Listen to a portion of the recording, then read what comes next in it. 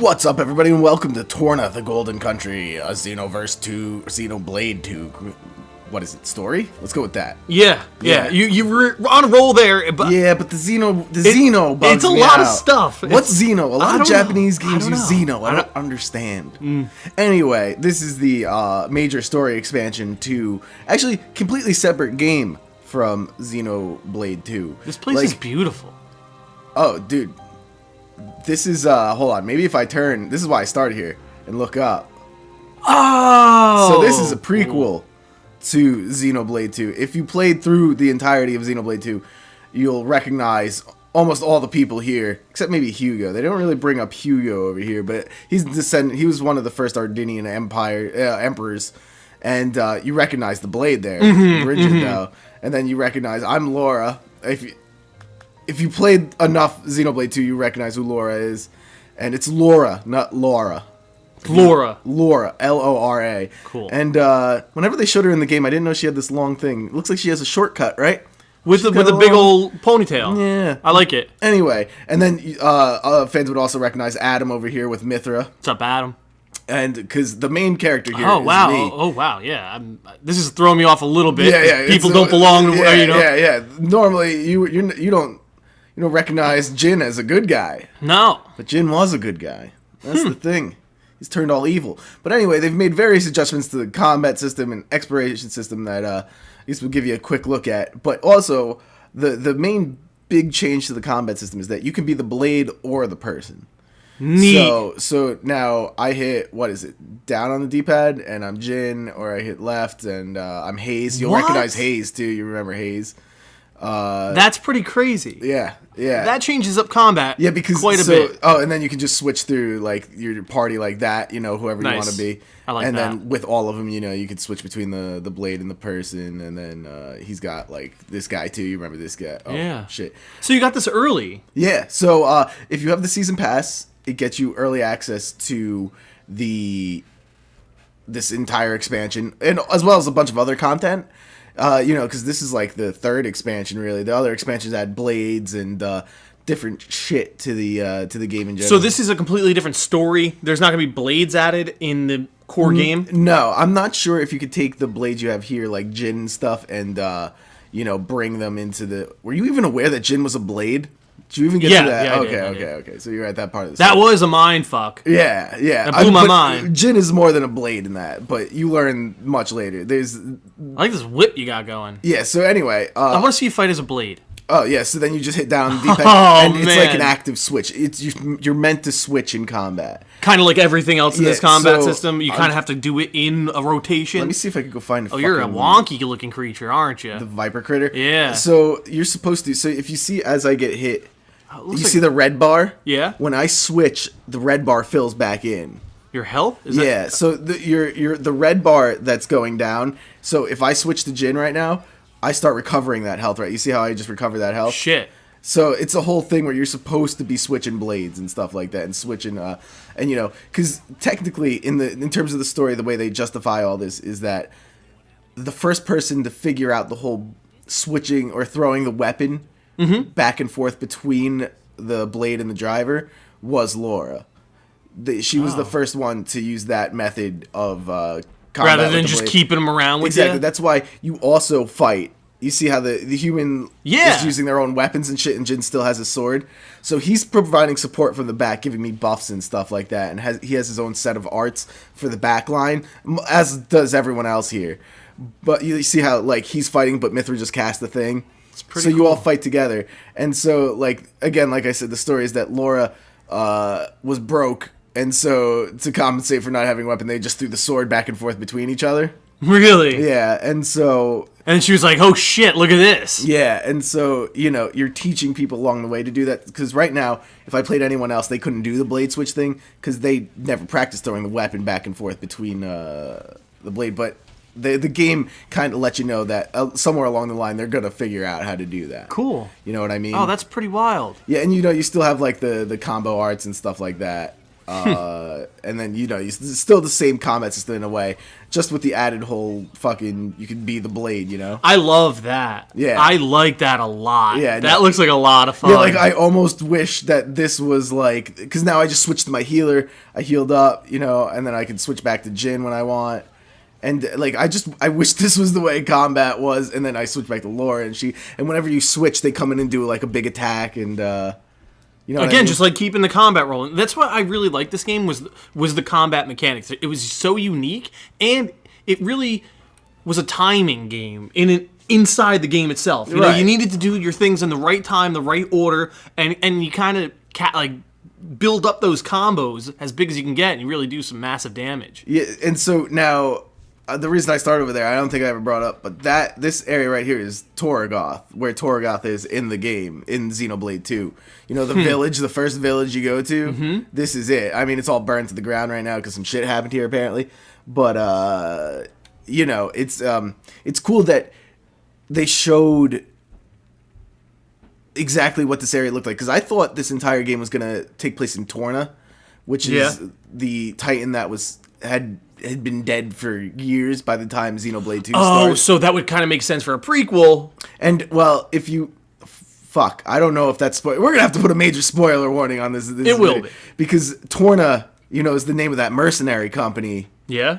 Remember? Yeah. In Xenoblade 2, Torna? Yes. The mercenary company that Jin is the head of? Yeah, so...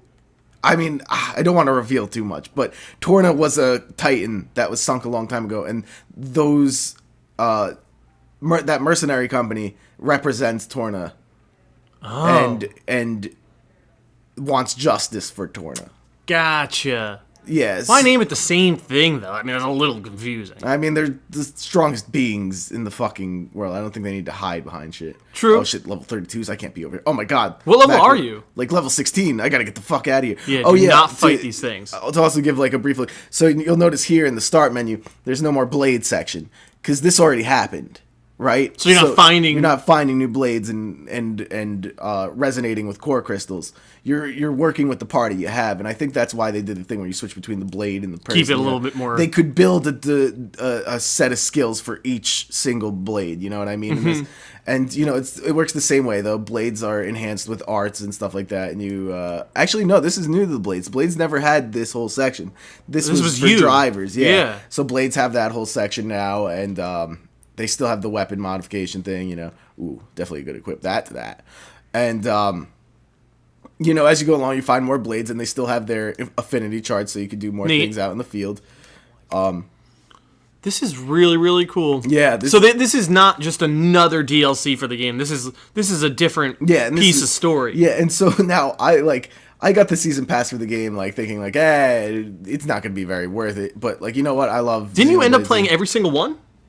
Well, okay, so the expansions so far have been new blades, new side quests, and I'm trying to think, and like a challenge mode where you can take on all these challenges. You get new costumes for the blades, new costumes for the drivers, and stuff like that. And you can even get blade versions of old heroes from other Xenoblade games. Cool. And like Xenoblade Chronicles. But it brought you back. Yeah, it kept on bringing you back, and that's what I mean. And so the season pass was like $20. Really? Yeah, and that's the craziest thing is that you get all the expansions, and then this you get early, and I couldn't quite understand how Nintendo got away with it, right? Because I paid like $20, maybe I paid $40 for the season pass. I don't remember what I paid. I will have to look that up at some point. But it wasn't expensive. It was a small amount of money for a shitload of content. Yeah, and that's what I mean. I thought they were going to pull that shit that, most games do now, where, okay, you had the season pass, but now this expansion came out, but this isn't part of the season pass. This is the next season. We didn't tell you, but this is the next season. I didn't believe it until I was playing it, the other day, when I was like, oh, okay, they just mean I get early access because I had the season pass. I'm just going to have to buy the expansion. And I just got in and got to play it. And I was like, I don't... Because they're selling the expansion for $20 in and of itself, I think, or 20s. So I don't. You really made out like a bandit. I don't really understand. And can you try the fighting someone with a different driver? I want to see what that's all about. And the convenient part is you could do that in the main game, but you would have to go in and switch. Yeah. You know? Now, if I want to be Adam, which is the first driver of Mithra, was so yeah, and that's the thing, that's Mithra over there. Yeah, I know. Cool seeing the characters, it's cool that she's like not the main character. You know what I mean? Because there's other things going on right now besides that story arc. Exactly, and that's the thing. Now you could switch to Mithra. Yeah, I could just do that, and I switch to Mithra. Wow. And she comes in, does her little slice. You know what I mean? I like it. Yeah, I couldn't stop playing this. I'll play as Hugo, but Sword and Shield classic. No, I want to be. What was the button? That was the button. But I was so impressed with it. I didn't think I would be as impressed. I thought this was just going to be Xenoblade 2, but you play the other people. You know, you play the prequel people. I didn't think they were going to have a whole new combat system. But yeah, because that seems like a lot of effort and work. Right? You know, this is not built in. This is not from the core game. This is different, and for not a lot of money. Like this, like I don't know how long it is yet. Like, granted, I didn't expect it to be like even fucking 10 hours long, but I could see me putting 10 hours just in like the side quests, you know? It's cool. And because now, and I'll try to show off another system. I don't know if there's any people I haven't talked to here, but there's a whole new community system where the more people you talk to, the more you build up your community, and the more stuff you have access to. Like they'll give you yeah. And I'm trying to bring up the menu, but. Because I kind of like that. Because talking to people and getting their little bits of story. Oh, there's a community. Was a whole piece of this game that I really enjoyed. And so as you talk to people, like even like random little NPCs that don't really mean much, they get added to this little section. And the idea is you want to get them over into your community section. Mm-hmm. And the more you get into your community section, now the people guaranteed to join the community section are people with side quests. The minute I finish these side quests, they're yours. They get added over into that.